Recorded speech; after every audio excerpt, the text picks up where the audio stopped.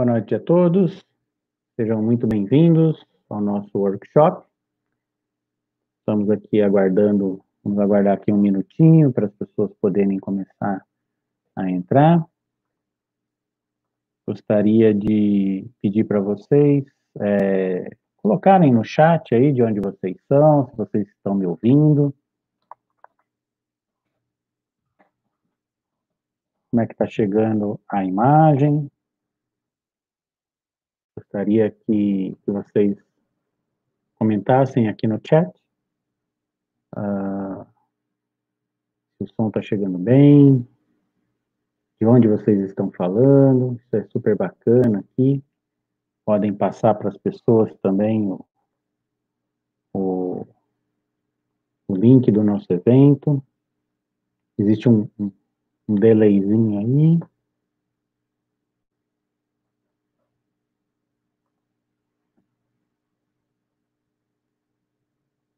Ok, perfeito. Seja bem-vindo, Código Maker, Otávia. Seja bem-vinda, Bruna, Silva.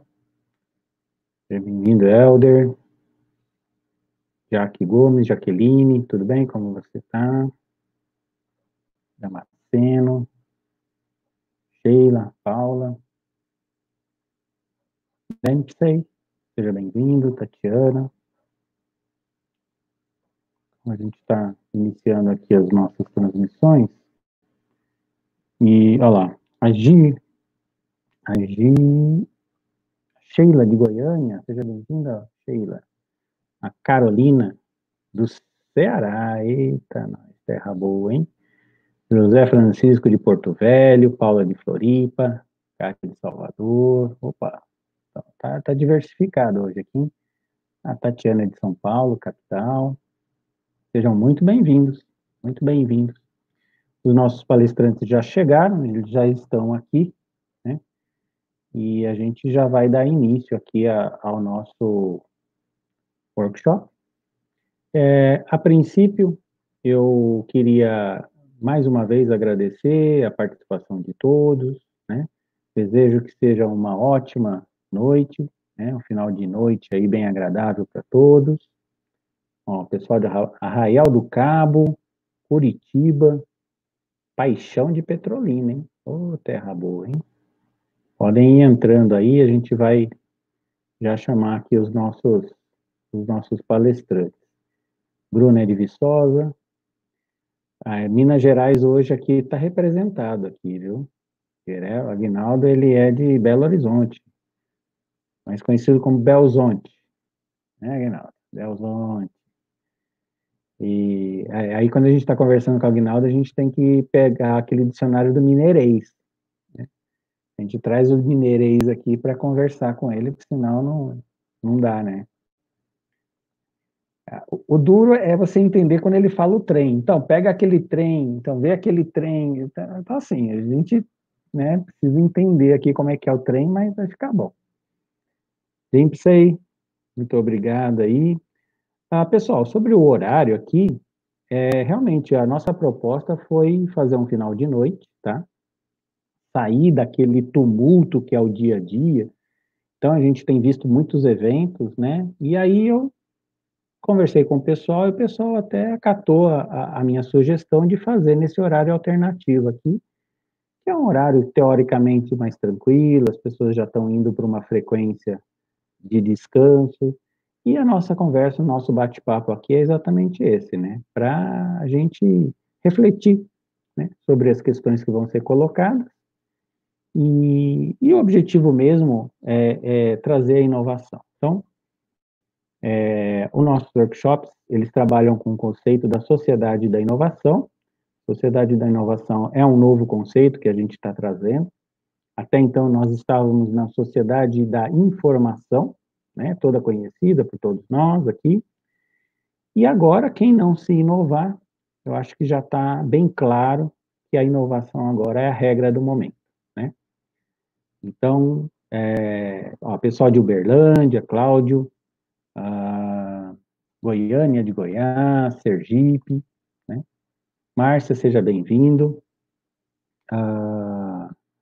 Ah, sim, sem dúvida, Márcia. Às vezes as coisas pela internet é um pouquinho tumultuado, mas com um pouquinho de jeito a gente chega lá, né? Mas eu estou disponível pelo WhatsApp se alguém precisar de alguma coisa aí, tá? Então, como eu estava falando, a nossa sociedade ela está sendo redefinida. Eu acho que aí ninguém tem dúvida quanto a isso, né? Essa, esse momento que nós estamos vivendo agora, ele convidou, né, a todos a repensar. Nós, quanto à área da ciência da informação, já estávamos aí nos repensando já há um bom tempo, e parece que agora a gente teve mais motivos ainda. E o que nós trazemos hoje aqui é exatamente aquilo que a gente chama de sociedade da informação, tá? A nossa palestra hoje, o nosso workshop, na verdade, ele está voltado à área de educação, né? Então, quem vai ser esse novo educador, né? Quem é esse mediador tecnológico? Então, para aqueles que são da área da ciência da informação, né, a gente tem uma figura muito clara quando a gente está ali no estudo da ciência da informação, no core, né, no núcleo duro que a gente fala, e aí nós somos definidos como mediadores da informação. Não era assim? Né? Que muitos aqui que passaram pela academia na área da ciência da informação, essa era a fala. Só que hoje a informação não precisa ser mais mediada. Essa aqui é a verdade, né? Tem Google, tem buscadores, tem material, tem livro. Na verdade, hoje a gente não vive mais na sociedade da informação, a gente vive na ansiedade da informação. Tal é a quantidade de informação que nós temos no mundo, né? E aqui eu falo assim, né? A gente estava planejando o evento e a gente teve que tomar um cuidado muito grande, porque tem webinar, live saindo pela geladeira. Você abre a geladeira, tem uma live. Você abre a caixa de pipoca, tem um webinar saindo de lá. Então, assim, o que é isso? Isso é saturação de informação, né? Então, definitivamente, ninguém vai pagar mais para ninguém, para nenhuma empresa, para nenhum negócio, para passar informação, tá? Nós, assim, rapidamente, em poucos segundos, a gente consegue uma quantidade muito grande de informação e grátis. E aí as pessoas me perguntam, bom, se a informação, mediar a informação não é mais o negócio, qual é o negócio?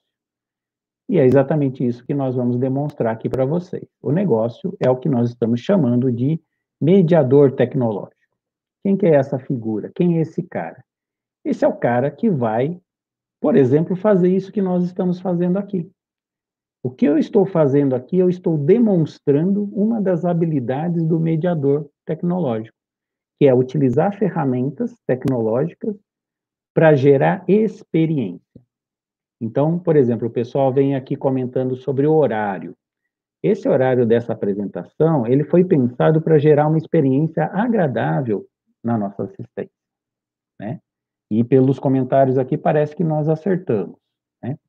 Também a plataforma que nós estamos utilizando foi uma plataforma validada. Eu já conversei com os palestrantes aqui, nós já validamos as apresentações.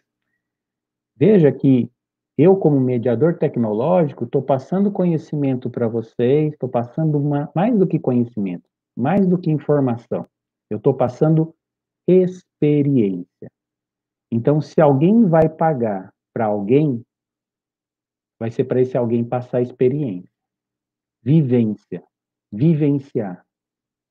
E esse é o ponto que a gente quer demonstrar aqui hoje para vocês. Então, nós trouxemos aqui os palestrantes, cada qual dentro das suas áreas de conhecimento, né? Então, temos aqui a Vera Lúcia Furquim, vou apresentar para vocês aqui, né? Pedir para a Vera vir à mesa, né?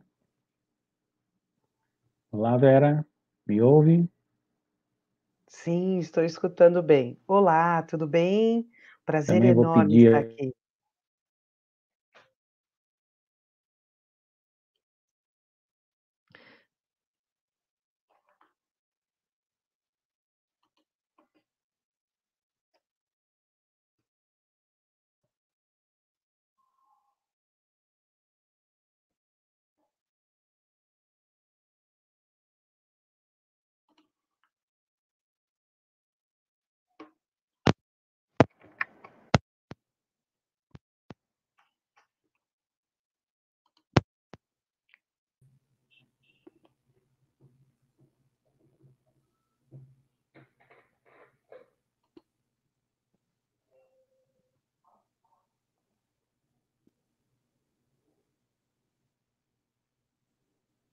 Aguinaldo, me ouve? Oi, agora sim. Tá. Oi, agora Como sim. vocês sabem, tecnologia é assim, é só para deixar um pouco mais emocionante, né? Então, temos aqui a Vera, né? O Aguinaldo também. O Aguinaldo, ele é professor, doutor, se formou na UFMG, né? É CEO da Open Robotics. E temos também aqui também uma grande satisfação de ter conosco hoje a Maria Vilela George, né? A Maria Vilela, ela hoje está em Homosassa, Flórida, né? E ela vem falar para a gente hoje sobre as emoções, né? Então, se a gente está falando para gerar emoções, é isso aí que a gente precisa ouvir, bom? Então, agora eu vou deixar com a nossa querida Vera Lúcia. Vera, me ouve? Estou escutando bem. Então, tá bom. Vera, pode compartilhar a sua apresentação aí?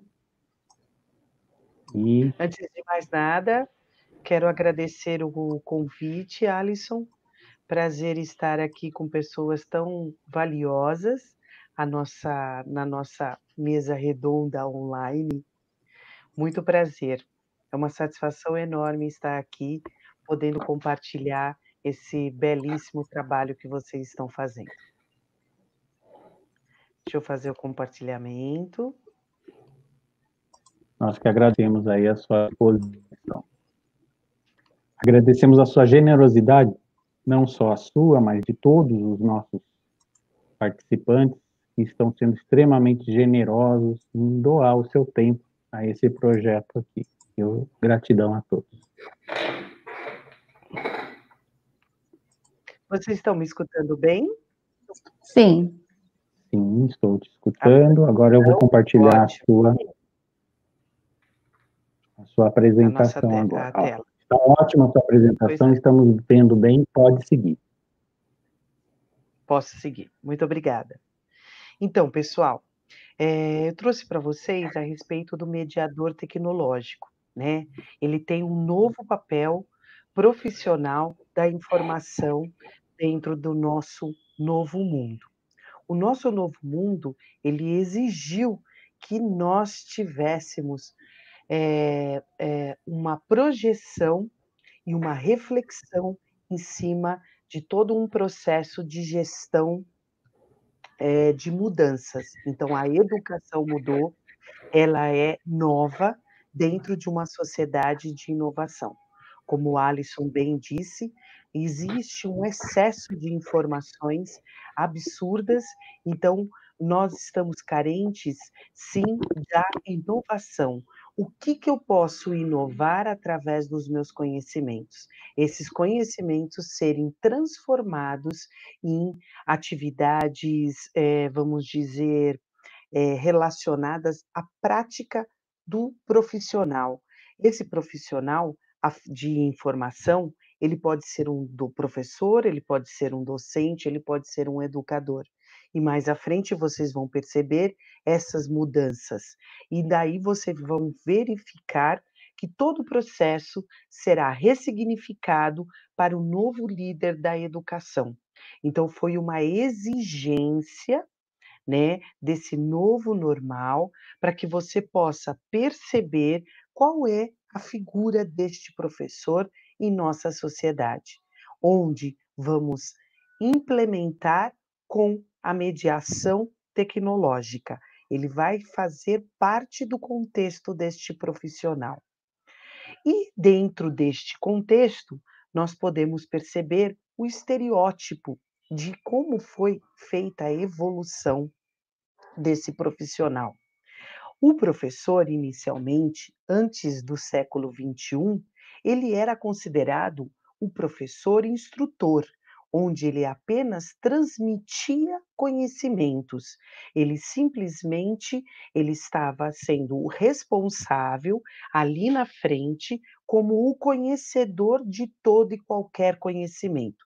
E o aluno apenas para observar e simplesmente tentar aprender e compreender de forma cognitiva. A partir do século XXI, houve algumas exigências da educação onde você tivesse que fazer uma transformação. Esse professor, ao invés de ser somente um instrutor, um delegador de informações, ele simplesmente ele passa a ter um acolhimento maior, uma afeição para a formação integral deste aluno. Porém, ainda não se entendia muito bem qual era o papel desse professor educador, criando-se perspectivas onde algumas situações práticas pudessem facilitar esse conhecimento através da escola híbrida, onde eles mostravam a necessidade de você utilizar as ferramentas híbridas, ou seja, as ferramentas tecnológicas dentro da área da educação. E essas ferramentas não só parariam por ali, mas sim elas iriam incrementar ainda mais com uma solicitação das bases nacionais comuns curriculares, onde você teria que implantar novas competências, não só cognitivas, mas sim socioemocionais. E aí você vai ter esse profissional mediador que vai transformar essa educação em uma nova educação dentro de uma sociedade inovadora. Porém, nós temos alguns detalhezinhos que foram surgindo neste caminho. Houve a invasão de privacidade, essa invasão significa que houve uma incursão dos lares, essa incursão, ele entrou sem pedir licença, uma imposição do mundo digital. Dentro dessa imposição, simplesmente houve uma exposição dessa identidade, tanto da figura do professor, como também da pessoa que está recebendo a informação do outro lado da tela. E essa exposição, você simplesmente começam a gerar outras situações. Quais foram as outras situações? O aperfeiçoamento instantâneo. Eu teria, os professores de uma semana para outra tiveram que se readaptar, se modelar às novas, plataformas tecnológicas para poder ministrar suas aulas EADs. E essas aulas, elas só conseguiriam ser atingidas aos nossos alunos se você tivesse esse conhecimento. Então, de uma hora para outra, você precisou aprender tudo isso, essas utilizações imediatas, constante, com maior comprometimento e muito mais responsabilidades. Porque lá, neste momento, eu estava na frente de uma tela e os alunos, eles teriam que absorver da melhor forma possível para eles terem essa compreensão. Como houve uma invasão de privacidade da figura do professor, também houve uma invasão de privacidade do próprio aluno dentro da sua casa.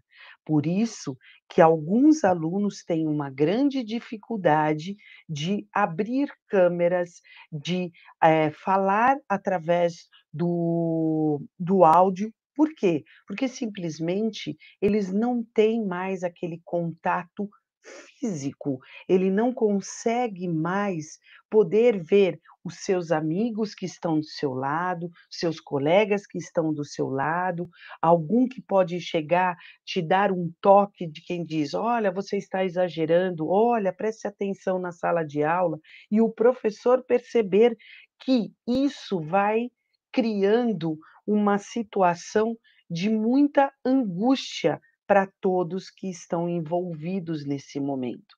E quais foram essa maior angústia? A maior de todas que o professor sente é a questão de não conseguir alcançar o seu aluno por inteiro. Então eu digo que quando nós estamos numa tela de computador, nós não conseguimos atingi-los fisicamente. Então, essa tela de computador vai ter que fazer uma transformação dessa autoimagem que ele está passando por esse momento. Uma outra sensação que ele sente, a sensação do medo do fracasso. Será que os meus alunos estão compreendendo, estão entendendo de fato o que eu quero transmitir, essas vivências, esses conhecimentos? E isso vai sim depender muito da questão do próprio professor deixar de desvalorizar o seu papel, e sim, a cada momento, valorizar todo e qualquer função que ele vá desenvolver. Esse contato físico, como eu comentei com vocês, perde também o acolhimento, ele fica mais distante e eu não consigo me aproximar de forma interativa com os meus alunos. E isso vai gerando uma grande dispersão no interesse escolar. Aí essa falta de percepção concreta das reações dos nossos alunos, isso vai criando uma grande angústia. Mas Vera, afinal de contas, você só veio dizer essas tristezas? Não, eu vim dizer que nós temos que fazer a busca da nossa construção de identidade, do nosso melhor papel que vamos desenvolver nesse novo normal que está para surgir, onde eu faço uma grande analogia entre professor e educador. O educador, de uma certa forma, ele pode ser o pai, a mãe, o tio, ele pode ter o seu dom, ele consegue fazer uma formação integral, né? Ele tem uma afeição maior por esse aluno. E não porque e o professor, ele não, ele era mais pragmático, era um instrutor e era sazonal. Naquele ano eu tinha aquela quantidade de alunos, no ano seguinte eu teria outros.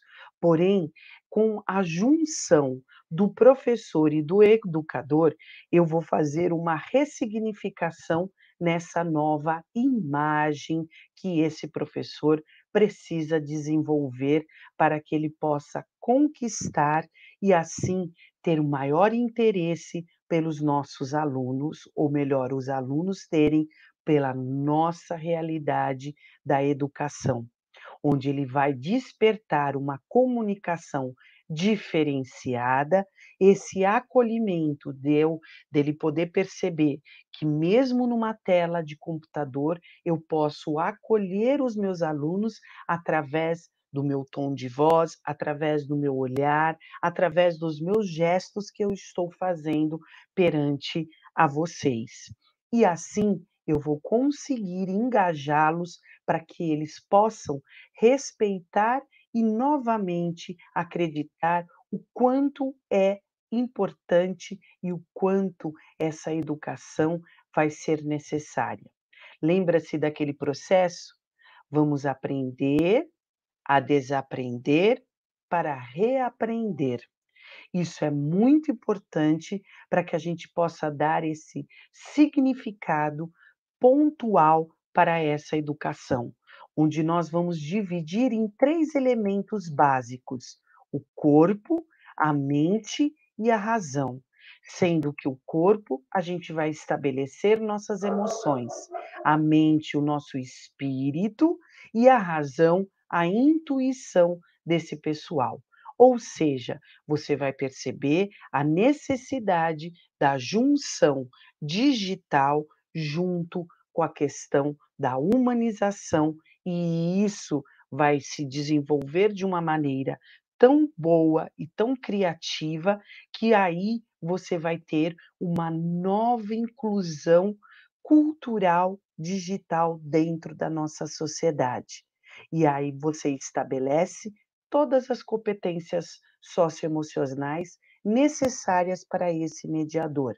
Essas competências é você ser empático. E afinal, o que é empatia? É você simplesmente imaginar como se aquilo estivesse acontecendo com você e qual seria a sua reação. e, desta forma, gerenciar da melhor forma possível as emoções para que você possa ter uma solução daquela questão. Vai haver efetivamente a colaboração, onde todos juntos vão crescer, vão se desenvolver de uma forma unida, onde existe o provérbio: se você quer ir rápido, vá sozinho. Porém, se você quer atingir uma longitude e quer muito mais ganhos, vá acompanhados. Então, a colaboração, ela vai ser algo muito eficaz em nossa sociedade. A adaptabilidade, eu tenho que me adaptar às nossas novas rotinas. Eu tenho que sair do processo de negação e sim atingir um novo processo de aceitação, onde eu percebi que eu tenho que mudar e ver que essa mudança vai me causar uma facilidade para a minha evolução e o meu desenvolvimento. E essa vulnerabilidade nada mais é do que você respeitar os seus erros. Os erros, eles necessitam ser acontecidos, porque nós vamos entrar numa sociedade onde nós vamos fazer certos e erros, e você vai ter que se transformar nessa garrafa de vidro numa garrafa PET, onde você vai cair e levantar para poder seguir em frente. Você se permitir a errar significa não vou me julgar, não vou me criticar, mas sim eu estou em fases de evolução. Terminando isso, a criatividade vai ser fundamental para a execução de todas essas tarefas dentro da nossa sociedade. Isso será um grande desafio para a gestão híbrida. Porém, pensando nessas características da flexibilização, da hierarquia, da coparticipação coletiva e ativa, que vamos realmente criar núcleos de divergências, onde nós vamos surgir com novas ideias e assim vai surgir o mediador de uma forma muito mais harmônica, muito mais eficaz para a nossa sociedade. Por isso eu digo a todos a grande importância quando Rubem Alves disse: eu quero desaprender para aprender do novo, raspar as tintas com que me pintaram, desencaixotar as emoções e recuperar os sentimentos. Isso vai mostrar o quanto nós somos capazes de serem melhores ainda do que antes. Nós vamos unir a questão da praticidade, da vivência, das experiências do nosso dia a dia com os nossos conceitos cognitivos. Aí a nossa educação vai despertar para um novo mundo e esse novo mundo vai acolher essa educação da melhor forma possível. Quero agradecer a todos. Tem um detalhezinho.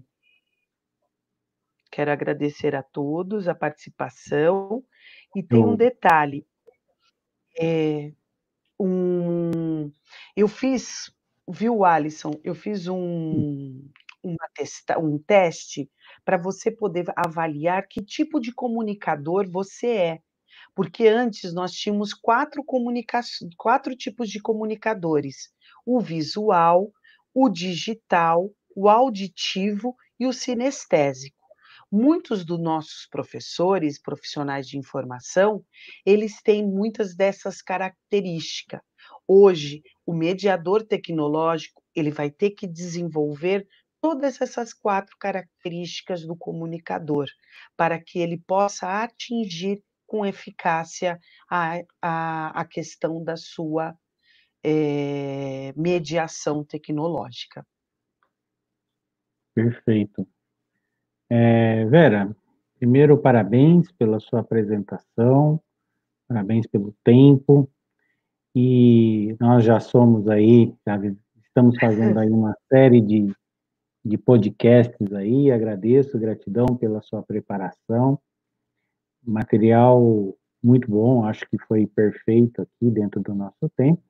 Aquelas pessoas que desejarem ter mais informações, nós vamos colocar um link no final e durante aqui, que seria a inscrição para as aulas de aprofundamento, tá? Então, os nossos palestrantes, eles estão aqui dispostos, a gente vai fazer aí mais algumas aulas, né, gratuitas, mas vejam só, né? Então, nós aqui do nosso lado do observatório, nós preparamos esse evento com muito carinho para vocês, né? Os nossos palestrantes prepararam as suas matérias, seu trabalho, então nós demos aqui o primeiro passo. Então agora nós esperamos do outro lado também um passo. Então por isso que nós vamos colocar um formulário e aquelas pessoas que se sentirem à vontade, sentirem que estão nesse momento, elas vão preencher esse formulário e a partir disso que nós vamos formar essas turmas de aprimoramento, tá? Então, não significa que a pessoa se inscreveu nesse evento, ela está automaticamente inscrita nas aulas. Não, nós precisamos desse passo. Não é verdade, Vera? Sim, com certeza. As pessoas precisam aprender a mudar. A mudança gera muito medo porque tira a gente da nossa zona de conforto.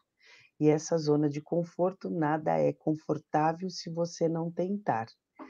Essa é a questão mais importante do ser humano. Exatamente, né?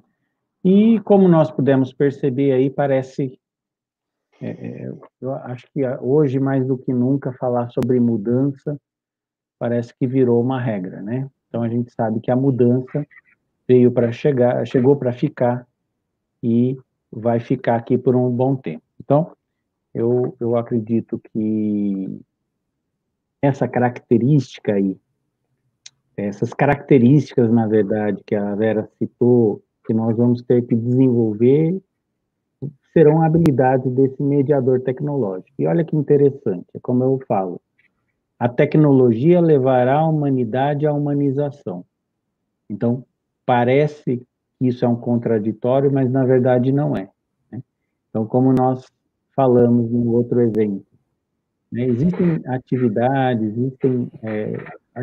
que são feitas hoje, trabalhos que são desenvolvidos, que eles vão ter que ser automatizados mesmo, né? Isso não tem outro caminho. Porém, existem outras atividades que nenhum robô, nenhuma máquina, nenhum tipo de equipamento ou software vai fazer.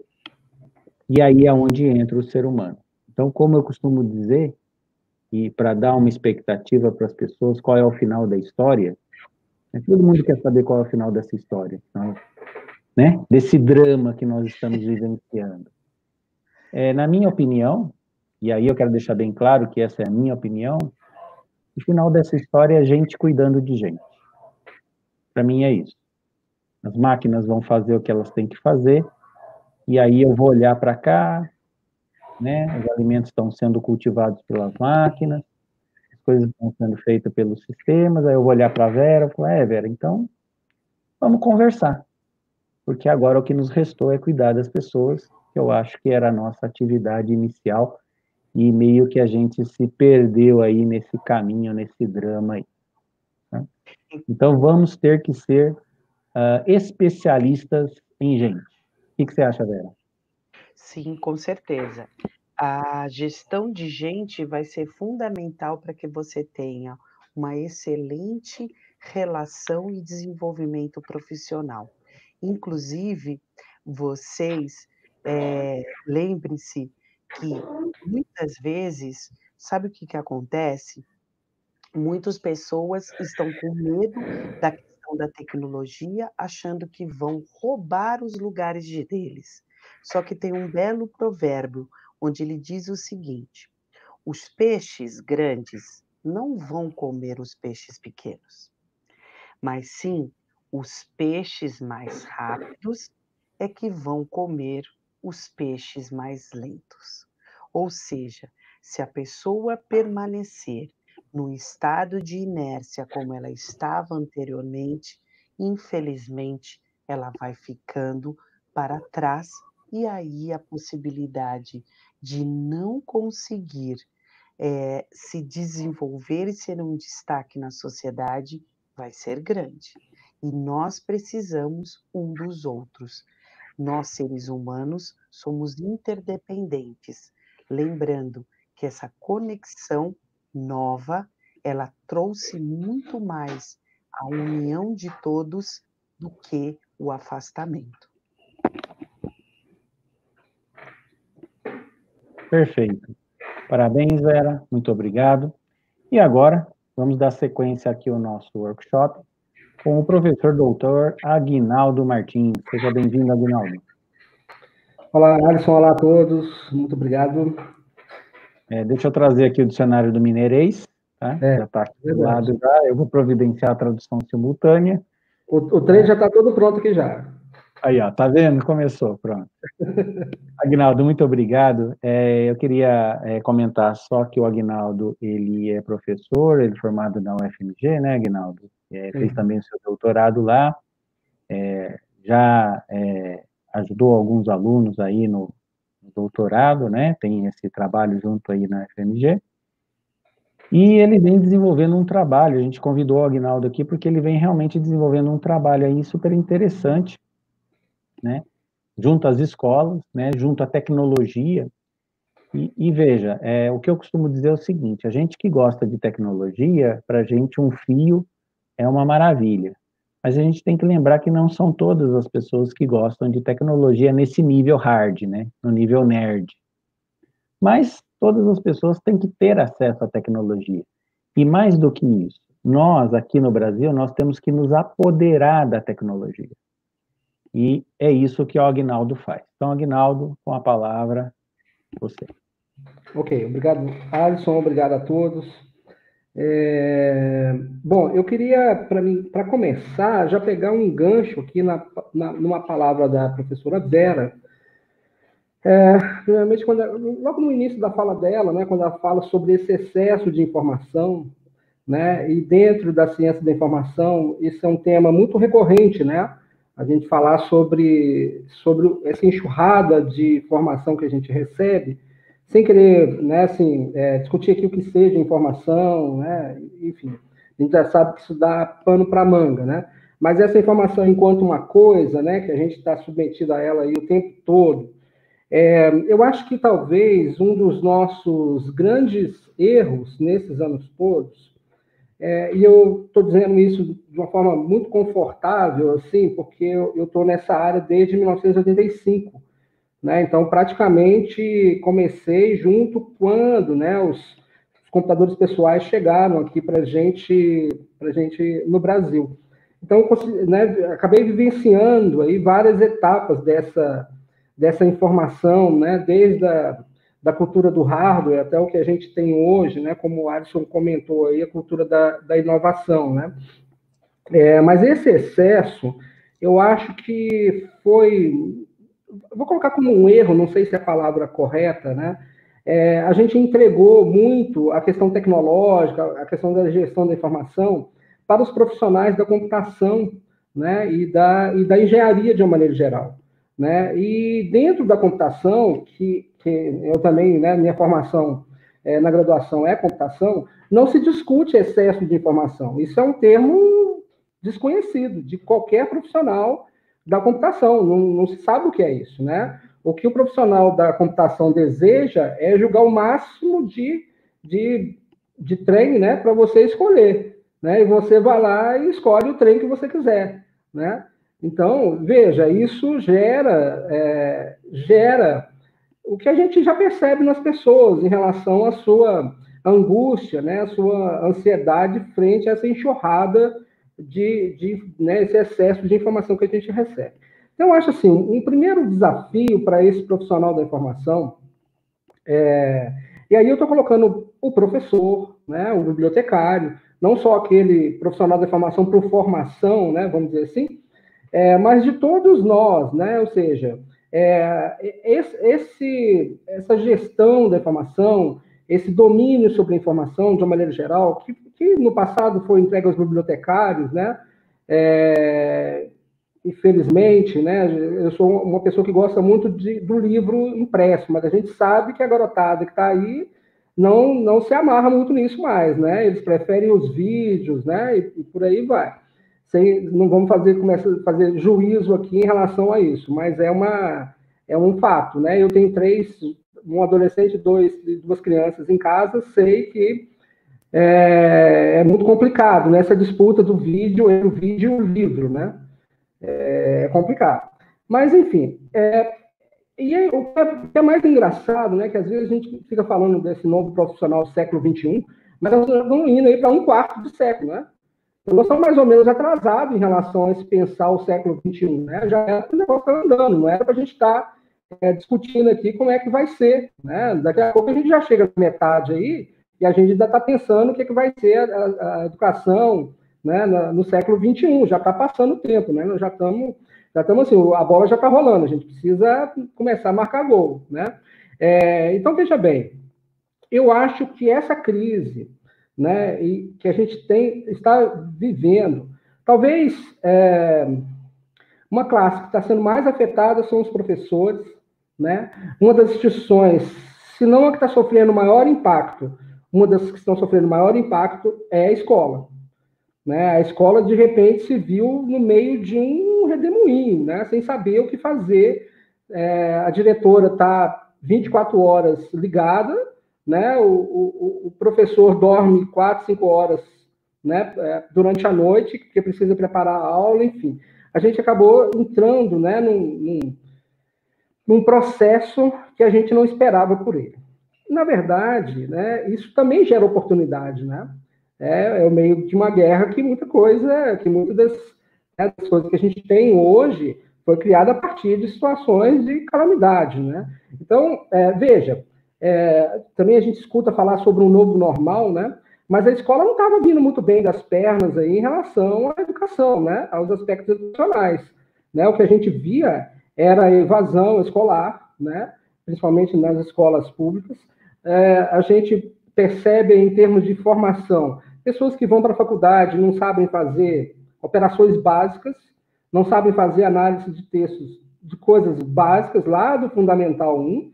Então, ou seja, é uma hora de mudança, não é porque, né, um novo normal, tarará, que estava normal, não estava normal, né? Já era uma situação de calamidade, né? Em termos educacionais no Brasil, que não sei se é a área de todo mundo aqui, mas todo mundo de alguma forma, né, tem que se apresentar, né? Uma coisa que eu sempre digo, infelizmente a gente entregou para a escola a missão de ensinar, né? Como se a gente não tivesse nenhum papel nisso, né? A gente abandonou a escola, né? Raramente, e assim, com muita luta, um pai vai na reunião dos pais, né? Para poder, principalmente, saber como é que está o filho dele lá, não quer saber se precisa contribuir, né? Isso é o que a gente vê, seja na escola pública ou seja na escola particular. Ou seja, não estava normal, né? Alguma coisa precisava acontecer, né? E talvez a gente esteja tendo a oportunidade de mudar as coisas. Recentemente eu escutei de um amigo meu que é vereador aqui em Belo Horizonte. Ele estava num processo, né, para aprovar uma lei na Assembleia que dizia mais ou menos assim: escola é lugar de ensinar geografia, ciências, matemática, não é lugar de ensinar mais nada. Quer dizer, olha a cabeça, né? Olha a cabeça. Quer dizer, é justamente talvez o contrário disso, né? A gente precisa ensinar na escola tecnologia. Por que não ensinar na escola tecnologia? Né? Agora a gente está correndo atrás da criança, use o celular. Há 3 meses atrás era proibido usar o celular. Né? Agora é imperativo, pega o seu celular e assista a videoaula, senão você vai apanhar. Mas agora há pouco falou que não era para usar o celular, como é que é isso? Eu não estou entendendo, né? Então, veja bem, a gente precisa mudar, a escola precisa mudar. Ela não precisa mudar por causa da pandemia, ela precisa mudar porque tinha muita coisa errada, né? A educação foi entregue a um sistema educacional definido por algumas políticas por algumas empresas, né, educacionais, principalmente eu estou falando de editoras e sistemas educacionais, que, de certa forma, travavam, né, e travam, né, o andamento da educação por um caminho que seja mais interessante. Né? A escola precisa ser um lugar de aprender música, né, e aprender mesmo. Né? Ela precisa ser um lugar de aprender tecnologia. Né? É lá que a gente vai aprender, porque se a gente não aprende lá, o que vai acontecer? O que está acontecendo agora, né? As pessoas têm receio de usar a tecnologia, né? Receio porque não teve essa habilidade, não foi ensinado, né? Como se a gente conseguisse viver nesse século sem tecnologia. É impossível. Na verdade, a gente precisa perceber a tecnologia faz parte do ser humano, né? Nós somos humanos porque criamos tecnologia. Veja, se a gente for lá na Arca de Noé, Noé não era engenheiro e precisou de fazer uma arca. Né? Se a gente voltar lá atrás, nos primórdios, nós precisamos fazer ferramenta. Né? Nós precisamos pegar lá e lascar a pedra para poder se alimentar. Né? Então, nós somos seres inerentemente tecnológicos. Né? Seja aquela folha de papel, porque quando a gente fala de papel, também é tecnologia. Né? Aliás, é uma ultra tecnologia, né? Para poder fazer um papel. Ou seja, a escola precisa mudar. Né? Hoje eu fiz uma visita numa escola, né? Uma consultoria, e eu escutei da diretora e da coordenadora pedagógica, escola de Fundamental 1, tá? Ou seja, os menininhos lá, no máximo, entre 7 e 10 anos, que eles vão manter boa parte do que está sendo desenvolvido, tá? Para que os alunos tenham acesso. Ou seja, a tendência nessa escola, é uma escolinha pequena, é que continue utilizando esse ambiente que eles precisaram correr quanto tempo para montar e vão continuar utilizando. Ou seja, uma vez que eu transfiro, né, para o meio digital, por exemplo, ou de alguma outra forma, esse aprendizado, é claro que a gente está fazendo a toque de caixa, a gente precisa pensar isso, né? A gente precisa pensar. Mas, certamente, uma mudança como essa, talvez seja uma mudança bacana, porque ele pode fazer com que, na escola, o aluno vá para poder criar coisas. Né? Veja, a gente sempre pensa a escola como sendo um lugar para se transmitir conhecimento. Né? A gente não pensa a escola num lugar para se criar conhecimento. A escola precisa ser repensada nesse aspecto. Tem que ter espaços na escola onde as pessoas possam criar, possam ser criativas. Não seja apenas uma reprodução, né, de um dicionário ou de uma enciclopédia, que seja passado conhecimento, né, que seja transmitido conhecimento, como se isso fosse possível, né? É uma questão complicada, a gente discute muito isso também na ciência da informação. Mas é importante que o espaço da escola seja um espaço de criatividade na área da música, na área da cultura, na área da tecnologia, na área da robótica, na área da programação, na área de tudo que interessa, principalmente os pequenos. Né? Os pequenos, vejam, eles estão vivendo uma era, né, de uma sobrecarga tecnológica muito grande. Né? Se a gente for pensar o seguinte, vamos parar. Bom, parou, vamos cortar aqui e tira a tecnologia. Veja, isso é impossível. Né? Isso é impossível. E as crianças que estão chegando estão ligadas nisso. Elas querem que nós, os adultos, apresentemos para elas, vamos apresentar para elas o que é a tecnologia. Porque na visão de uma criança, a tecnologia é sinônimo de entretenimento. Né? Os nossos filhos querem celular para jogar, para conversar, né? Para poder bater um papo, entrar no chat, assistir uma live. Mas veja, é muito mais que isso. Né? Foi o computador que proporcionou diversos avanços na área da ciência, na área da medicina, na área da tecnologia, na área da aviação, por exemplo. Né? É só o computador. Agora, a escola precisa ser repensada. Né? Precisa ser repensada. Eu acho que a escola precisa ser um lugar de práticas, de todos os temas, de todas... envolvendo todo mundo, que a gente possa pensar em conjunto, não precisa ser um lugar para se transmitir conhecimento, né? A gente tem uma certa facilidade com algumas adaptações, e aí a gente precisa contar com o profissional da informação, né, para poder repensar esse espaço digital, para que ele seja efetivo, que ele não seja só um espaço para excesso de informação, né? Mas a prática, aonde que o aluno vai fazer? Na escola, né? Quem vai ajudar? O professor. Ele que vai orientar. Ele que é o detentor desse conhecimento que diz aonde está o mapa da mina. Né? O professor não tem um tesouro, mas ele tem um mapa. Né? E se você pegar aquele mapa e se apropriar dele, você certamente vai descobrir um tesouro. Né? Ou seja, a escola precisa mudar. E isso traz para nós, profissionais da informação, diversas oportunidades. Diversas oportunidades. Tanto no apoio, né, às escolas, tanto na criação de espaços, e aí eu estou falando de espaço físico mesmo, que uma coisa importante na escola, a escola precisa encantar os alunos.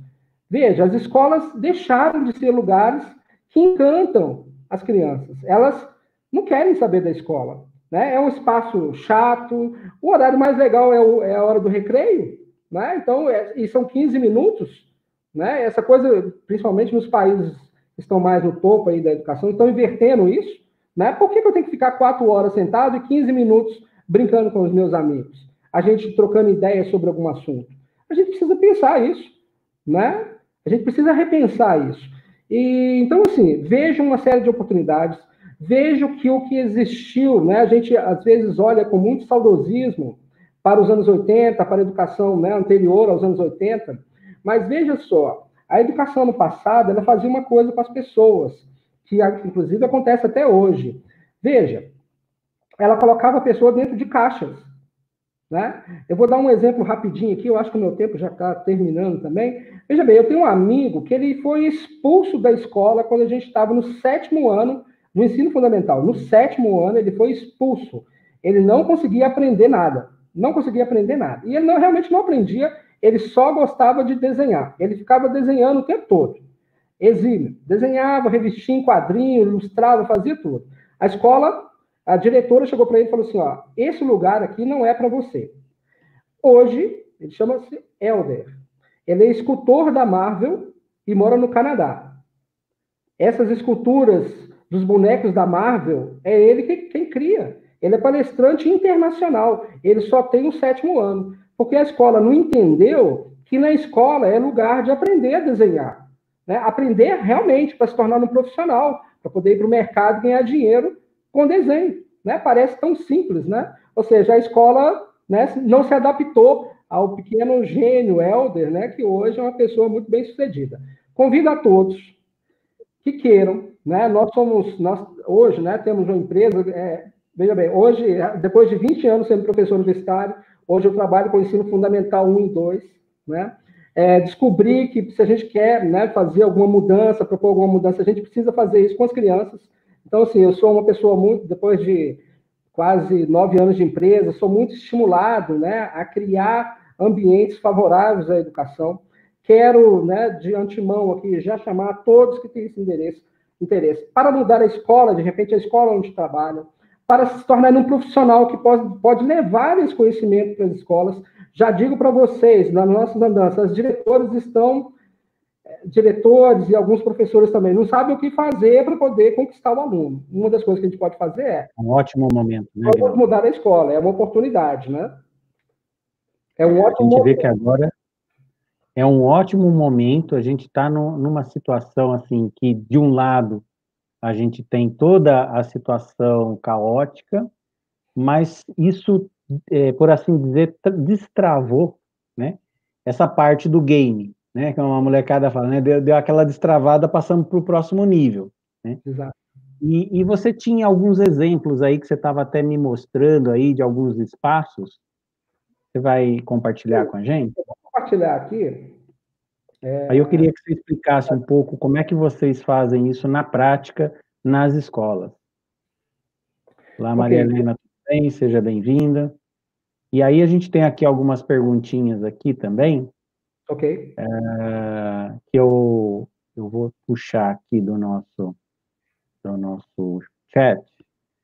Veja só.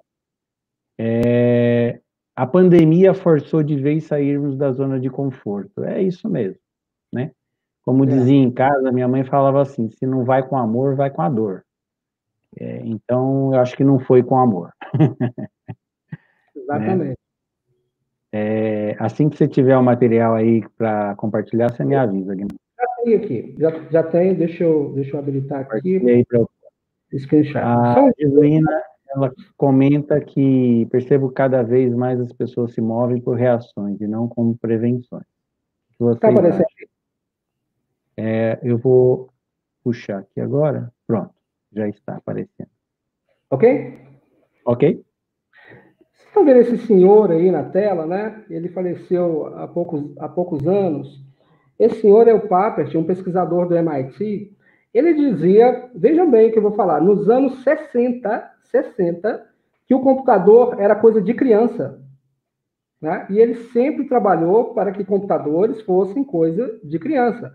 Mas veja, não foi nos anos 80 ou nos anos 90, foi nos anos 60. Então, assim, existe uma teoria muito grande para aqueles, né, que gostam de leitura, enfim, querem se aprofundar no assunto, do ponto de vista mais pedagógico, né? Esse senhor, que é o Papert, tem vários artigos, né, e livros sobre tecnologias ligadas a crianças, ligadas à sala de aula, né? Bem interessantes, assim. Foi pesquisador junto com Piaget, tá? Então tem um pouco aí das ideias de Piaget sobre educação. Trouxe aqui só algumas imagens, né? Você veja essa mãozinha robótica aqui, né? Desenvolvida por uma criança, tá? Controlada pelo celular. Tá? Não estamos falando de engenharia, não estamos falando de uma criança criando coisas, tá? Com papelão, com um computadorzinho, com um monte de fios ali, né? Meio que o que a gente fazia no passado, né? A gente criava os nossos próprios brinquedos, né? Não era tão fácil igual hoje, que o pai passa o cartão de crédito, né? A criança vai lá e pega o carrinho dela. A gente tem que criar o nosso brinquedo, né? Só que o brinquedo mudou, né? A criança de hoje, ela tem um interesse um pouco diferente, muito ligado à robótica, né? A robótica educacional, por exemplo.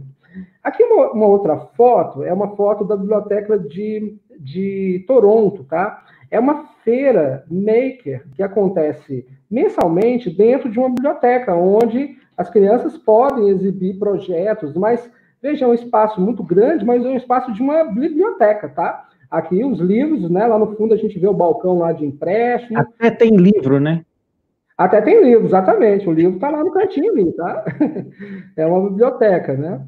Aqui um espaço em São Paulo, tá? Uma feira de tecnologia em São Paulo, tá vendo? Aonde essa feira foi chamada Ciência para Pais e Filhos, tá? Aonde a garotada, né, vai para se divertir, mas principalmente para criar coisas, né? Sob orientação dos pais, basicamente, né? Assim, então, o pai também que se interessa vai lá e passa uma tarde, né, bacana, assim, com os filhos, criando coisas, né? Deixa eu ver se tem mais alguma imagem aqui, mais uma imagem aqui, tá vendo? De um espaço, né, de criação de robótica educacional, né? Então, veja bem, o que é comum nessas imagens que eu apresentei aqui, deixa eu fechar aqui, é o seguinte, a gente precisa criar espaços que sejam interessantes para as crianças, né? Que sejam atrativos para as crianças. E isso é importante. Se não tiver alguma coisa atrativa, a gente vai perder para o celular. E vai continuar perdendo para o celular, porque lá o joguinho é legal, mas ir para a escola para poder apenas receber o conhecimento, aí não. Então, ou seja, vamos, né, criar na escola ambientes que sejam agradáveis, né? Para as crianças retornarem para a escola, né? Perfeito, perfeito, Aguinaldo. E eu coloquei aqui no chat o formulário para aqueles que quiserem participar da trilha de aprendizagem, e o Aguinaldo gentilmente cedeu aí uma aula de como montar espaços de aprendizagem maker nas escolas, né? Então, às vezes a gente fala, não, precisamos fazer isso na biblioteca, transformar a biblioteca nisso, naquilo, mas como? Mobiliário, móveis, recursos, como é que é isso? Então, o Aguinaldo aqui, gentilmente, ele se disponibilizou aí nessa nossa trilha de aprendizagem a passar aí em algumas aulas esse trabalho que eles desenvolvem lá em Belo Horizonte, né? Eles pegam alguns espaços, pegam biblioteca, pegam sala de aula e transformam aquilo num espaço de aprendizagem maker para que os meninos, como ele disse, possam se apropriar dessa tecnologia, né? Então, nós somos hoje usuários de tecnologia. E eu faria até uma analogia com o usuário de droga, entendeu? A gente só usa, a gente não cria, né? Então, nós somos adictos, né? No sentido de estar subserviente à tecnologia. Diferentemente, quando a gente vai para o Vale do Silício, né? Como vocês sabem, a gente faz anualmente aquela visita, a gente passa uma semana no Silicon Valley, visitando esses espaços de inovação, e o que a gente percebe lá? Aquela história das garagens. Por que eles se apropriaram tanto da tecnologia? Porque era que nem o Aguinaldo estava falando, pegava fiozinho, chipzinho, solda. Nesse momento, eles se apropriaram, né? E eu costumo citar o exemplo que a gente foi lá no museu da Google. A Google tem um museu ali né, no Vale, e ali naquele museu da Google tem o primeiro servidor deles. E o primeiro servidor deles foi uma bela de uma gambiarra para unir vários HDs para que pudesse dar conta daquela quantidade de informação. Eles fizeram um equipamento que não existia na época, que é a SCSI, que é o array de disco, isso não existia. E quando eu bati o olho naquele hardware, eu saquei por que os caras fizeram a virada e outros não. Porque alguns aqui se lembram, tinha o KD, tinha o Yahoo, tinha o Alta Vista. Quer site mais organizado no que tange a informação do que o Alta Vista? Seus diretórios, suas estruturas. Morreu. E quem é que sobreviveu? A Google. Porque tem um motivo aí atrás. Não é à toa. Não é sem motivo. E é como muitos falam, não é o primeiro que chega que vira o líder. A Google não chegou primeiro. Antes da Google já tinha vários buscadores. Vocês se lembram disso? Né? Então, assim, esse é o ponto. Né? Bem, pessoal, agradeço ao Aguinaldo aí pela sua participação, excelente exposição, para a gente começar a explorar esse assunto. E aqueles que quiserem bater um papo a mais com o Aguinaldo aí, se inscrevam na nossa trilha, que a gente vai ter umas experiências bem bacanas. Né? Aqui o Leopoldo coloca para a gente, né, que antigamente o professor era respeitado, né? Leopoldo, parece que as coisas mudaram, né? Só que essas crianças, elas têm pais. E eu queria dizer para vocês que, depois de uma conversa com a Maria Vilela, que vai falar agora para a gente, eu percebi que a questão é sobre emoções. Então, ela vai falar para a gente. Tudo bem, Maria? Está nos ouvindo aí? Pronto, agora sim. Estou Se quiser, ouvindo, assim, seja bem-vinda. muito obrigada. Eu que agradeço a sua participação.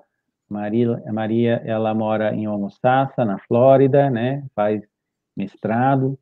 E ela tem um trabalho bem interessante nessa área das emoções, né? E ela vai apresentar para a gente esse trabalho. Agora a palavra é com você aí, Maria. Muito obrigada e eu agradeço a todos que estão aqui com a gente. Como o Alisson disse, o primeiro passo não é que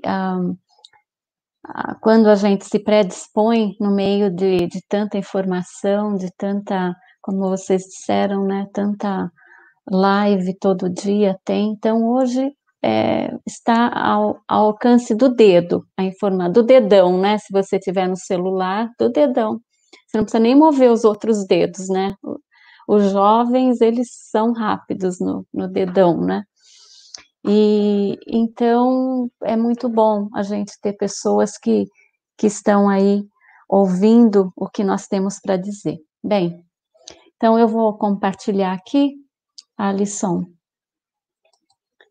Então, share screen. Isso. E deixa-me ver aqui quem sou.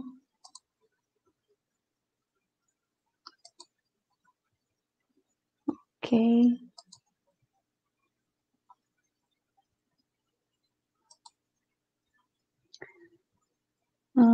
Onde está a minha apresentação?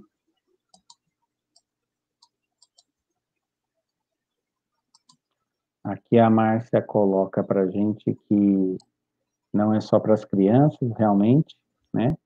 Márcia, tem que ser realmente inclusivo. Já está aparecendo aqui, ok? Ok. Pode ir. Então, deixa eu botar aqui. Isso. Está ótimo aqui para gente. Tá bom? Está Ok. perfeito. Bem, eu trouxe esse tema, na verdade, é uma reflexão por tudo que os nossos dois colegas anteriormente disseram, que esse é um momento do quê? Da gente ressignificar muita coisa, não é? E foi dito a respeito dos espaços, né? Espaço do saber. E aí eu pensei na biblioteca, né? A biblioteca viva, que a biblioteca, quando a gente fala essa palavra, biblioteca, já nos leva para algo que é o quê? O saber, não é? Que é o espaço que a gente, quando criança, assim, os mais experientes, não vou colocar mais velhos, mas os mais experientes, é um local que a gente tinha até um certo respeito por ir, não é? Era uma coisa muito especial ir para a biblioteca para fazer pesquisa, então era um local assim suntuoso, não é? E hoje é necessário ressignificar esse espaço, porque ele está ficando como que obsoleto.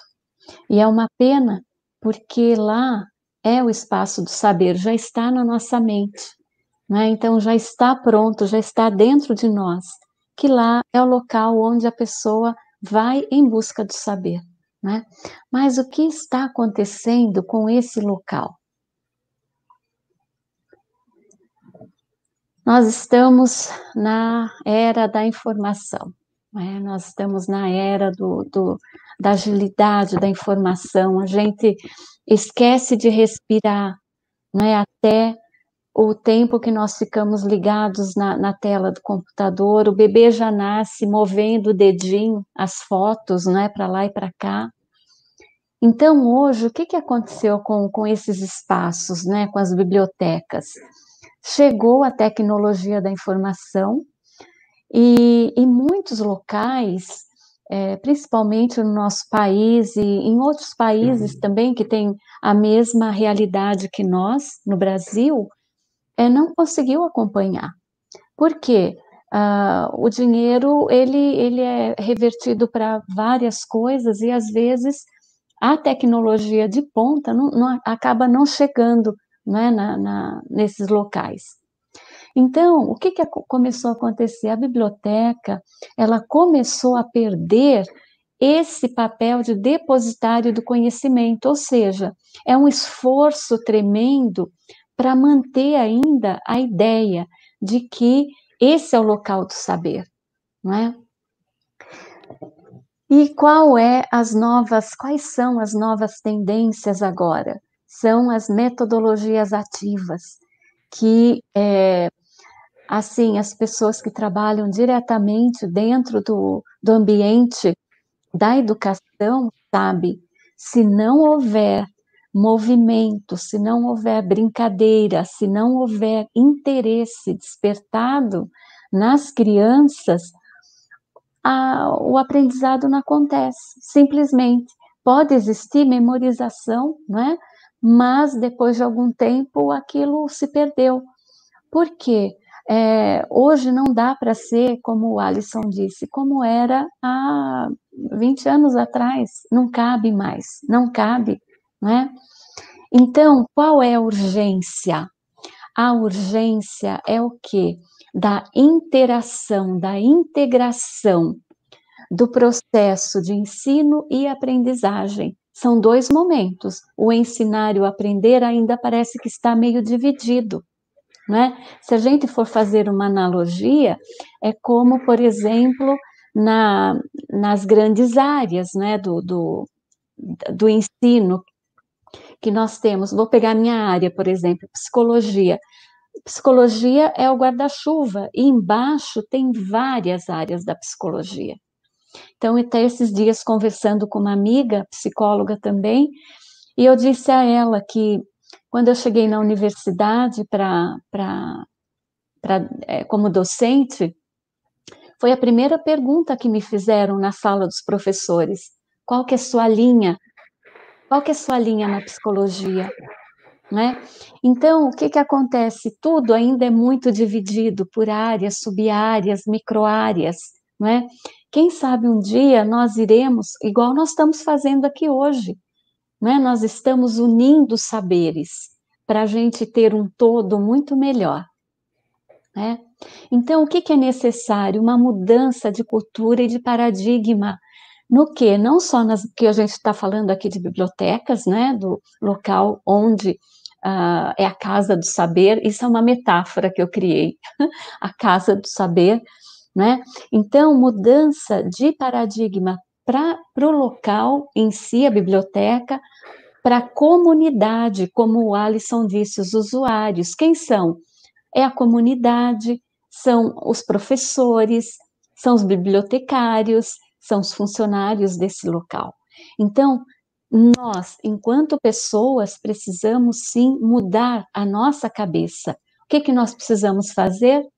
Ressignificar, né? A palavra hoje, de março para cá, ressignificar, nunca teve tanto significado para mim, pelo menos, né? Então, desde março, essa palavra aqui, ressignificar, é algo assim que nos deixa no presente ou nos remete ao passado, né? Pensando nisso, eu queria, já que nós vamos falar, né, de metodologias ativas, eu queria propor um exercício para nós aqui, né? Um brainstorm, ou seja, uma chuva de ideias, como se fala lá em Minas, a chuva de ideias, que fala? Chuva de ideias. Chuva de ideias, tempestade, né? Mas pode ser toró, chuva de pão de queijo também. chuva de pão de queijo, essa é bom melhor. também. Olha, ter uma chuva de ideias com uma tempestade de pão de queijo. Ai, ai, ai. Bom, então o meu convite agora é para que a gente lembre as maneiras que seus professores te ensinaram um assunto, especialmente aquele assunto que você tinha dificuldade. Como que era? Como que era passado esse conhecimento? Como que era explicado para a gente? Né? Como que o professor fazia? Faça um filminho, volta lá atrás e lembra. Né? Se a gente tivesse aqui num debate, numa conversa, a gente colocaria a metodologia ativa em ação, né? Cada um falando, compartilhando o que ele lembra. Né? A gente poderia fazer uma dinâmica, fazer um desenho, contar uma história, até inventar uma música, não é? Com os nós que ficaram em muitos de nós com relação ao aprendizado, né? Então, que métodos vocês acham que funcionou? Que método funcionou com você? E que método que não funcionou? E a grande pergunta é, por que será que um funcionou e outro não funcionou? Né?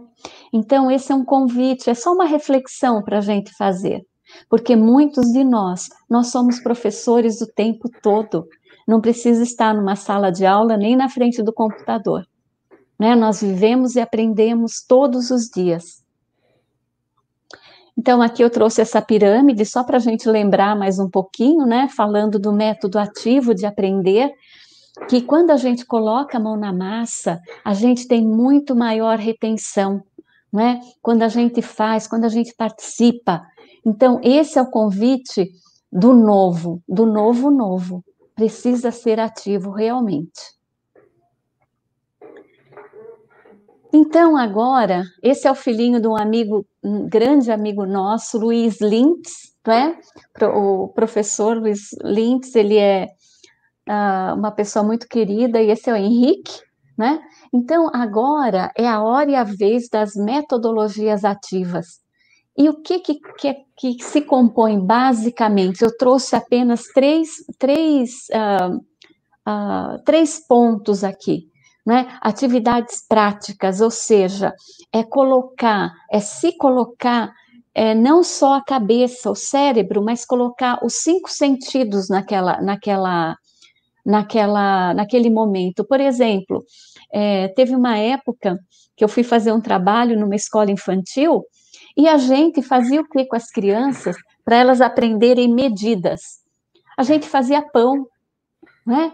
A gente cozinhava. Eles aprendiam a medida ali colocando a mão na massa, no pão, no caso, na verdade, né? Depois, a gente se reunia em grupo para discutir o que é que eles tinham notado. Então, o professor de ciências entrava, o professor de matemática entrava, o professor de história entrava para falar da história do trigo, para falar da química do fermento, para falar da quantidade, como que a matemática fazia o pão. Aí eles se interessavam por matemática. Como assim a matemática faz parte do pão? Não é?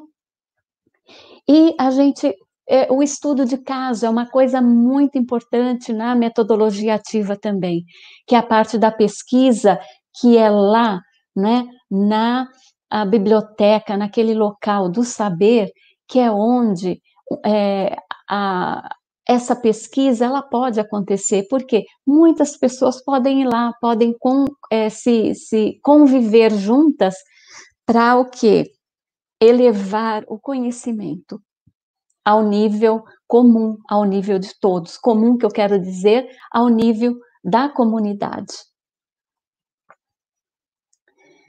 Então, aqui existem várias atividades lúdicas que se pode criar dentro de uma biblioteca. E aqui eu não digo apenas a biblioteca pública, que agora deixou de ser biblioteca para se transformar no espaço de aprendizagem.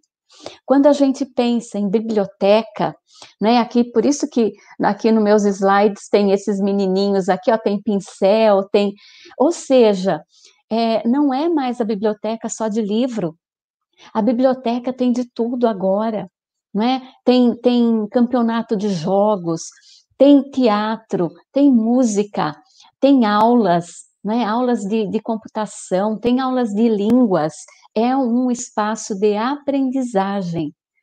Não é lindo isso? Não é? Então, o que a gente pode fazer de atividade lúdica num espaço de biblioteca? Gente, pode ser uma biblioteca virtual, uma biblioteca dentro da escolinha lá no sertão, pode ser uma biblioteca lá no centro de Nova York, não é? Opa! Então, o que nós podemos ter? Eu trouxe esses exemplos porque muitas dessas coisas tem na biblioteca aqui da minha cidade, que é uma cidade tão pequena, que a placa de boas-vindas, que fala assim, bem-vindo a Homosassa, é a mesma placa de volta em breve, de tão pequena que é a cidade. Mas, gente, a biblioteca, para nós, é um espaço de aprendizagem. Nós temos um carinho tão grande por esse local que um dia que vocês vierem para cá, eu vou levá-los lá para conhecer. Então, todas essas atividades aqui, elas podem ser desenvolvidas dentro de um espaço de aprendizagem, a antiga biblioteca, né? E eu vou falar um pouquinho de jogos, do lúdico, né? Eu trouxe essa foto aqui, por quê? Aqui, ó. É uma tela pintada por Pieter Bruegel, eu não consigo pronunciar o nome dele, em 1560. Ou seja, ele fez uma pintura dos jogos infantis. Então, tem mais de 250 personagens com 84 diferentes brincadeiras. Eu pesquisei na internet e existem fotos dessa tela com cada uma dessas brincadeiras aqui. Gente, é muito interessante você passear por essa tela. É lúdico, é gostoso, né? Então, aqui mostra em 1560 como que as pessoas brincavam, como que elas se divertiam, não é? Então, cada uma dessa dá uma história, não é? Então, qual que é o lúdico, não é? Qual que é a origem da palavra de ludos, a etimologia é jogo, é brincar, é se movimentar, né? E hoje as crianças, elas estão mais sedentárias, né, do que antigamente. Antigamente, as crianças tinham que inventar os próprios brinquedos. Elas tinham que pegar pauzinho, juntar e fazer um carrinho. Elas tinham que pegar a meia e colocar alguma coisa dentro para fazer uma bola, né? Hoje não, hoje nós temos tudo pronto, né? Ao toque do dedão, né? Você entra, compra, já vem entregar na sua casa. Então, tá tudo bem simples hoje, né? Então, qual que é? Eu trouxe, são 3 momentos do lúdico, não é? Que envolve o jogo é a própria ação do jogar, né? É o divertimento, por exemplo, o jogo de futebol, os Jogos Olímpicos, o jogo de azar, né? Que chamam, o jogo de carta, que você aposta dinheiro, né? O jogo de palavras, o jogo do empurra-empurra, sabe? Quando a criança começa, é uma brincadeira aquilo, eles não estão brigando, eles estão brincando. E na psicologia tem outra explicação, por exemplo, quando o menino começa a atacar o pai, né? Que Freud dizia que era o complexo de Édipo em ação, na ação do jogar, né? E dentro do lúdico tem o brinquedo. O brinquedo é o próprio objeto da brincadeira, né? Então, quer dizer, esse lápis aqui, ele pode se tornar um brinquedo. A partir do momento que eu começo a me entreter com ele, ele passa a ser um brinquedo. E a brincadeira? A brincadeira é a própria ação de brincar. Né? É o divertimento. E muitos teóricos, inclusive da educação, eles dizem que a criança ela precisa brincar, porque uma criança adultizada, ela será um adulto infantilizado. Então, as crianças precisam passar por essa etapa aqui, olha, do lúdico.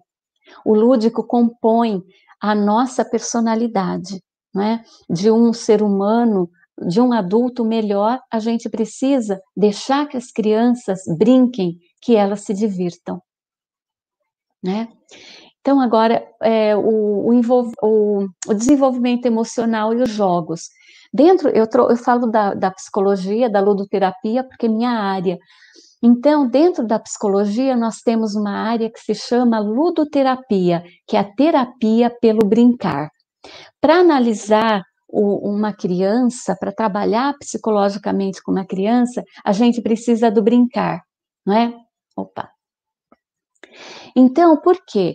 Numa sessão de terapia com a criança, ela não vai sentar no divã, sentar numa cadeira, ficar quietinha e falar, né, do que ela tem lá dentro dela, do que ela sente, ela nem sabe que ela tem emoções, ela nem sabe o que é isso ainda, né?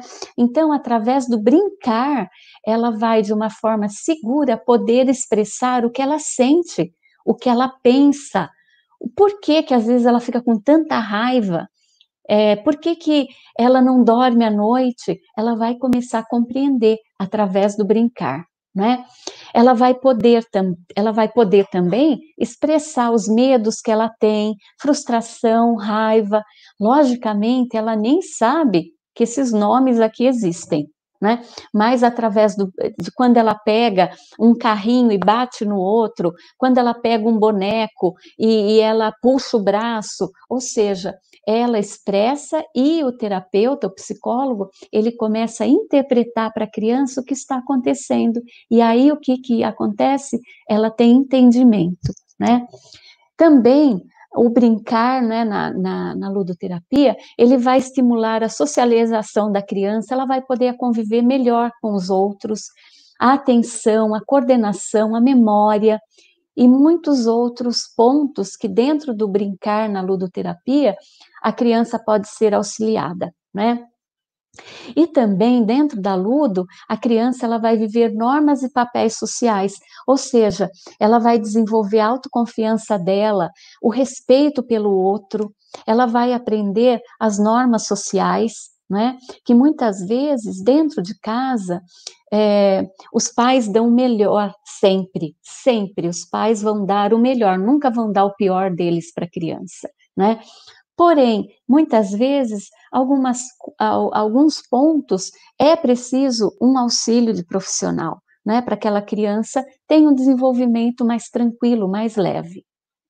Até aqui tudo bem, pessoal? Alguma pergunta? Que eu não estou vendo nem até, eu não vejo a vocês, eu só vejo a minha tela, viu, Alisson? A gente vai, no final, depois, né, ao término, a gente vai dar uma repassada nas perguntas aqui. Ótimo. Tá, me interrompam, tá bom? Eu estou aqui por vocês. Bom, então, olha que interessante, a gente falando do brincar, não é? Ontem, como que era o brincar? É aquilo que eu falei, a gente tinha que usar a criatividade para se divertir, não é? Que eu já disse anteriormente, usar madeira, pedras para inventar brinquedos, as brincadeiras como a amarelinha, cantiga de roda, o passa-anel, quem é jovem que está aí participando conosco, eu nem sei se sabem o que é o passa-anel, não é? Se alguém não souber, pode colocar aí no chat que nós vamos explicar, tá? Ou então a gente procura no Google, não é? E hoje, como que é o brincar? Nas telas, no controle remoto, nas aulas e contatos virtuais. Olha como mudou e como os professores, os pais, os avós que não nasceram, que não fazem parte dessa geração que nasceu dentro da tecnologia, precisou se ressignificar para sair daqui, não é? Para sair desse momento e passar para esse momento aqui. E não tem volta, né? Não tem volta. Como que a gente conseguiria passar compartilhar esse conhecimento com gente no mundo inteiro se não fosse o hoje, não é? Então, o ontem nos deu base para sermos hoje, e tá tudo certo, tá tudo muito bom. E agora, gente, é uma parte do meu trabalho que eu amo, porque eu acredito. Como vocês, eu acho que a gente está na mesma página, nós 4 aqui, que hoje estamos falando com vocês, que tudo começa na infância. Então, eu tenho até uma fala que eu sempre coloco quando eu escrevo, enfim, se a gente quer ter um mundo melhor, com adultos melhores, nós precisamos cuidar de quem? Nós precisamos cuidar da sementinha, é da criança que a gente precisa cuidar, né? Então, como que os contos, eles vão auxiliar a criança a entender, a descobrir as emoções? Porque o adulto, quando ele lê um conto, uma história, um conto de fadas, não é? Ele vai se reconectar com as emoções que ele tem, ele já sabe que ele tem emoção. Agora, gente, a criança, quando um adulto lê para ela uma história, essa criança, ela vai poder o quê? Ela vai vivenciar aquela emoção de uma forma segura, assim como na ludoterapia, né? Que lá na ludoterapia, através do brincar. E na ludo também a gente lê, né? Então a criança, ela vai ter essa segurança para ela vivenciar o medo, para ela vivenciar a inveja, por exemplo, do irmão, o ciúme, a raiva, né? Então, dentro da história, através dos personagens, das tramas, aqui está dizendo, olha, os contos de fadas, né? A criança vai aprender com aquele problema de uma forma simplificada o que ela sente. Então, descomplica as emoções para ela, os contos de fadas, né? Não é maravilhoso isso? Bem, pensando nisso, nas emoções, o ano passado eu escrevi um livro de história infantil. E, assim, esse livro ele já foi traduzido para 3 línguas, né? Os amigos foram chegando e traduzindo o livro. Quando nós vimos, já estava traduzido, além do português, mais 3 línguas. Então, como eu disse, as crianças, elas vão experimentar as emoções e os adultos vão reconectar essas emoções, né? Então, por isso eu escrevi esse livro que vai contar uma historinha das emoções. Então, esse livro, na verdade, ele nasceu do desejo de homenagear uma professora. Ela era lá da Unicamp, era uma moça, né? Ela era minha irmã, na verdade. Então, ela era da educação lá da Unicamp, mas ela nunca deixou de dar aula para a pré-escola, para o ensino fundamental, porque ela acreditava que era lá que ela tinha que pôr a atenção dela, né? Então, eu escrevi esse livro em homenagem, porque ela faleceu em 2007, vítima de leucemia, e o ano passado ela completaria 50 anos.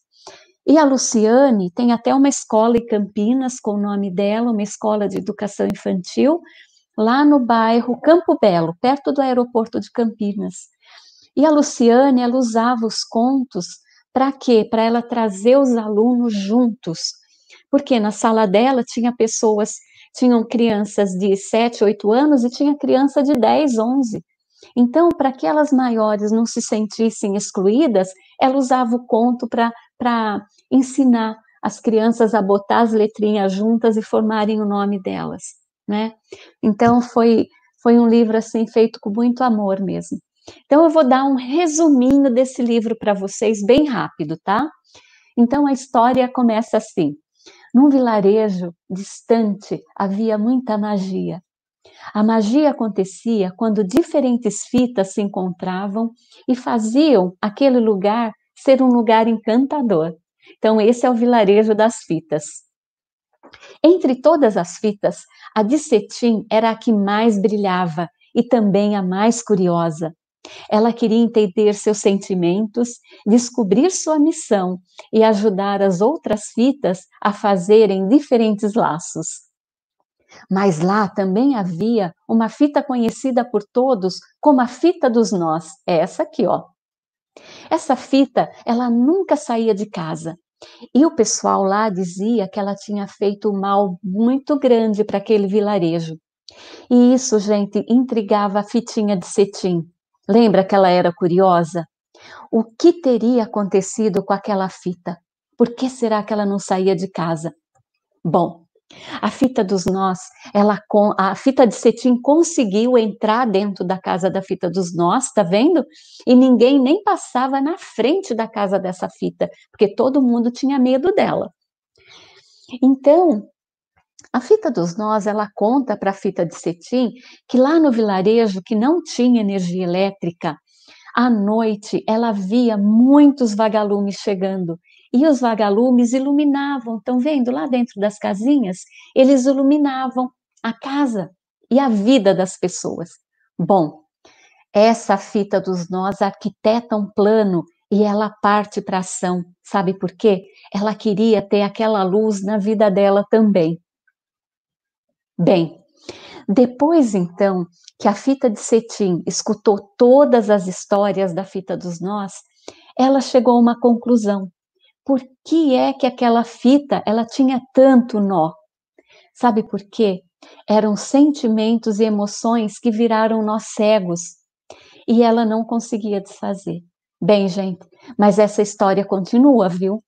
E se vocês quiserem saber o final, é só dar uma ligadinha pelo WhatsApp lá para a fitinha de cetim que ela conta o resto para vocês. Então, nas metodologias ativas, depois de contar uma história, a gente faz o quê? A gente reflete sobre essa história. Então, só para você pensar aí, qual parte dessa história foi mais significativa para você? O que será que a fita de cetim representa? E a fita dos nós? O que é a fita dos nós para mim? E os vagalumes? Você pensou no que é que aqueles bichinhos, né, aquelas luzinhas representam para você?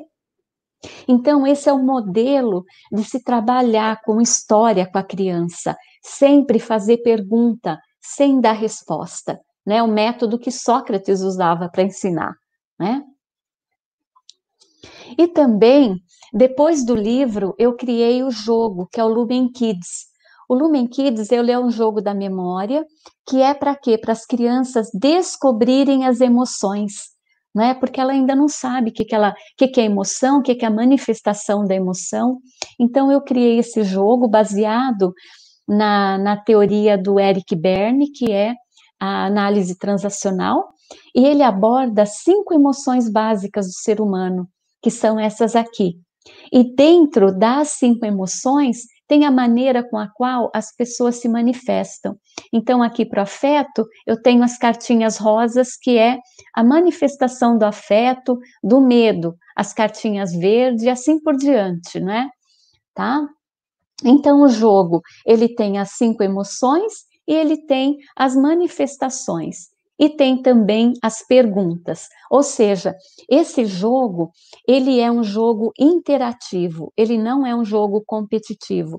Apesar de ter os números aqui, que as crianças podem usar para aprender subtração, divisão, multiplicação, e tem também as palavras, que pode ser para alfabetização, né? Quando a gente tira a criança do alfa e leva para o beta, né? A alfabetização.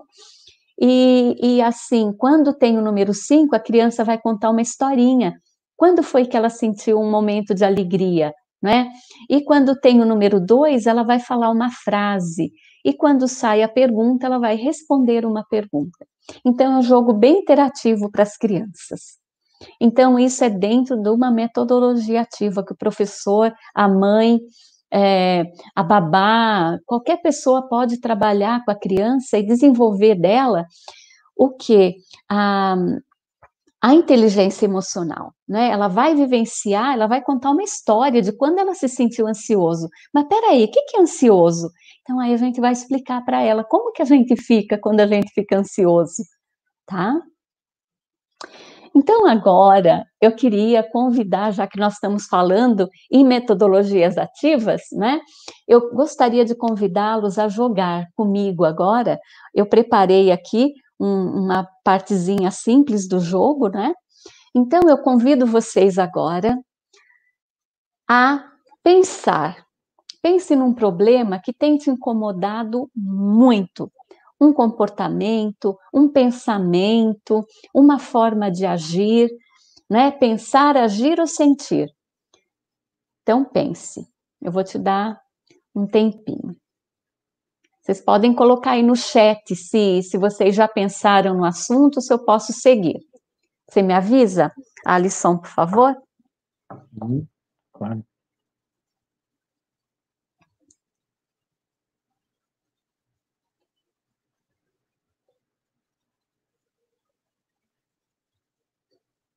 Pensando. Perfeito. Pronto? Tá. Já Então, pensamos em alguns problemas que nos afligem. Alguns, no plural. Então, agora que você já pensou no problema ou nos problemas, né? Eu vou pedir para você pensar o seguinte, por quê? A gente pensa no problema e se a gente ficar preso nele, ele vai continuar, né? Então, a gente precisa do quê? De atitude, lembra que o Alisson disse, dar o primeiro passo? Então, esse é o convite, né? Ao sair daqui hoje, qual atitude você poderia tomar para começar a melhorar essa situação? Então, você vai escolher agora um dos grupos. Ou você vai escolher o grupo 1, ou você vai escolher o grupo 2 de cartas. Põe aí na sua memória, na sua cabeça, que grupo você vai escolher, porque eu vou mostrar as cartas para vocês, do grupo 1 e do grupo 2. Assim que vocês escolherem, vocês coloquem no chat também.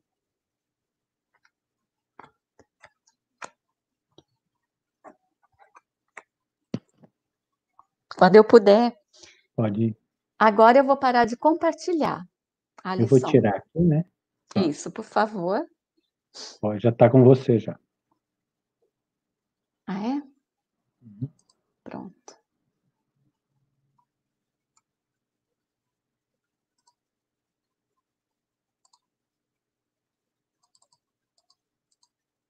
Pronto. Oi, pessoal, que bom ver vocês. Grande. Ai, bem, eu vou mostrar aqui. Olha a tecnologia, gente. Isso aqui eu me reinventei, tá? Porque isso aqui é tudo presencial. né? Então, eu tive que reinventar para fazer minhas oficinas online. Seja bem-vinda, mediadora tecnológica. Exato, né? Então, eu gostei do termo, viu? Do título. Então, já que vocês escolheram, esse é o grupo 1, esse é o grupo 2, tá bem? Então, eu vou virar para vocês agora. Então, o grupo 1, o que é que você pode fazer para dar o primeiro passo para você começar a resolver esse problema ou problemas que você está enfrentando?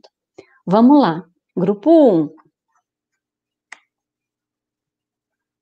Que emoção você pode usar? Como que você pode se manifestar? Dá para ver? Sim. Né? Então, a emoção, a alegria, se sentir confiante e otimista em cima dessa questão, desse desafio que você tem. E o grupo 2, que será? Qual que é seu antídoto?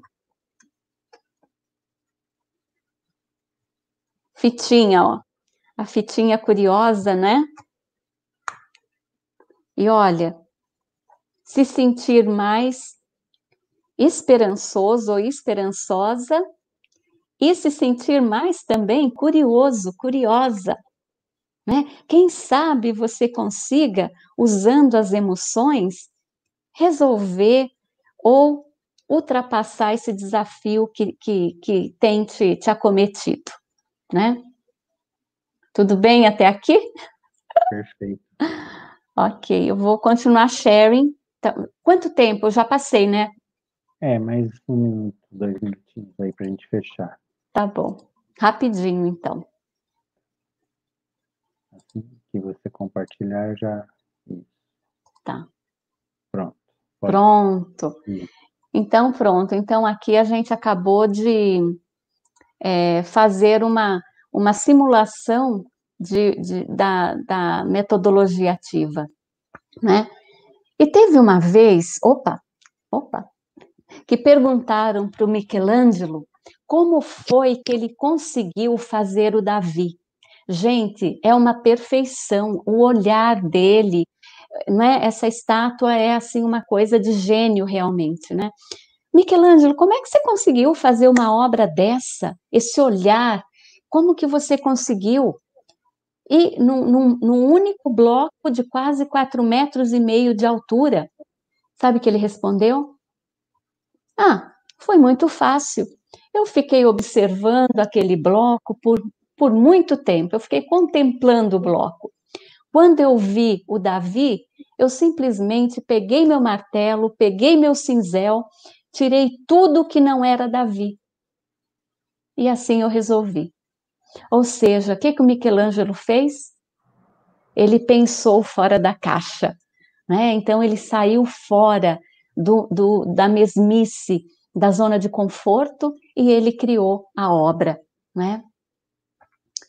Então aqui, para quem trabalha com espaço de aprendizado, ex-bibliotecas, né? Eu trouxe aqui um catálogo que eu encontrei na internet, até o Alisson eu coloquei, eu tenho o link aqui, e o Alisson eu passei para ele, quem se interessar, esse catálogo de inovação para bibliotecas públicas, ele é a associação do Bill e da Melinda Gates, né? Em associação com a Unesco, enfim, e várias línguas esse catálogo aqui. Então, é um documento bem interessante para quem trabalha em escola, para quem trabalha em biblioteca pública, enfim, é um material bem interessante que eu trouxe para vocês. Tá? E aqui onde eu moro, né? Quando eu fiz o lançamento do meu livro, como eu disse, as bibliotecas aqui para nós é um centro de convivência, na verdade. Então, ele é muito mais do que um lugar de depósito de livros, né? O lançamento do meu livro eu fiz em bibliotecas aqui, de onde eu moro. E foi muito bacana. E cada cidadezinha tem a sua própria biblioteca, né? Então, tem muitos eventos da biblioteca aqui. Então, aqui, gente, eu deixo meus contatos para quem quiser, tiver alguma dúvida, e eu peço a vocês, se vocês puderem, eu sou nova nessa coisa de mídias sociais, né? Psicólogo começou a se reinventar agora na mídia social.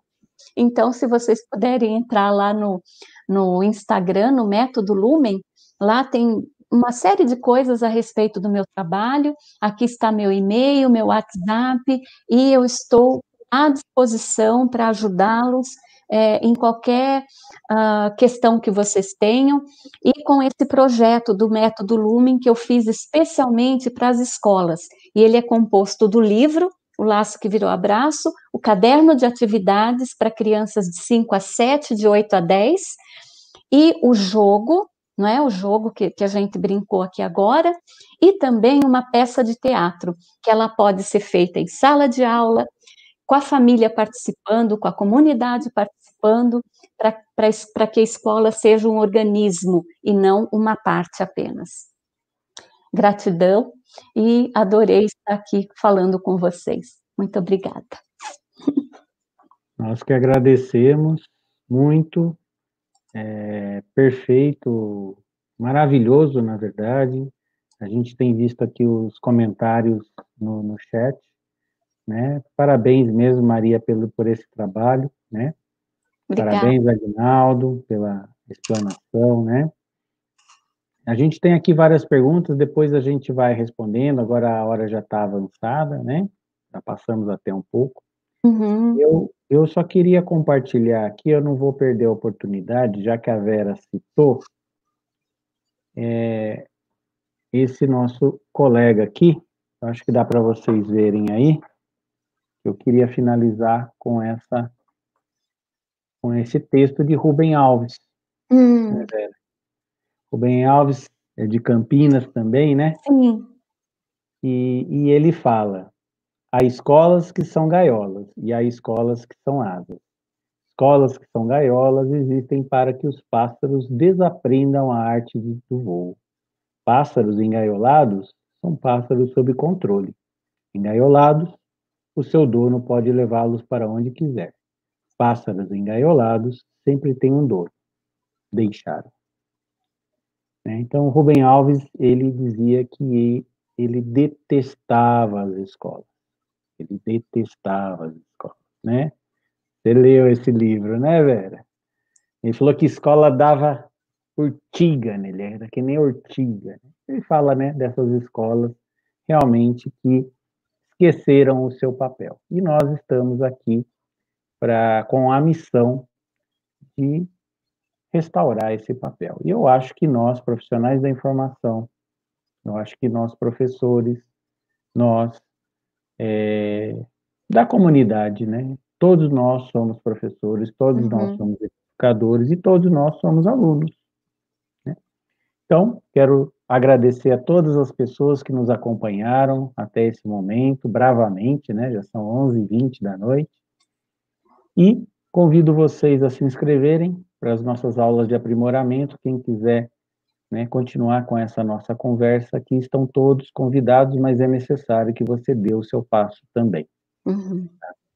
Então, agradeço Vera, muito obrigado, agradeço Maria, Vilela, agradeço Aguinaldo, parabéns a todos, e queria desejar uma boa noite a todos, saudações de saúde e paz, se cuidem, até a próxima workshop.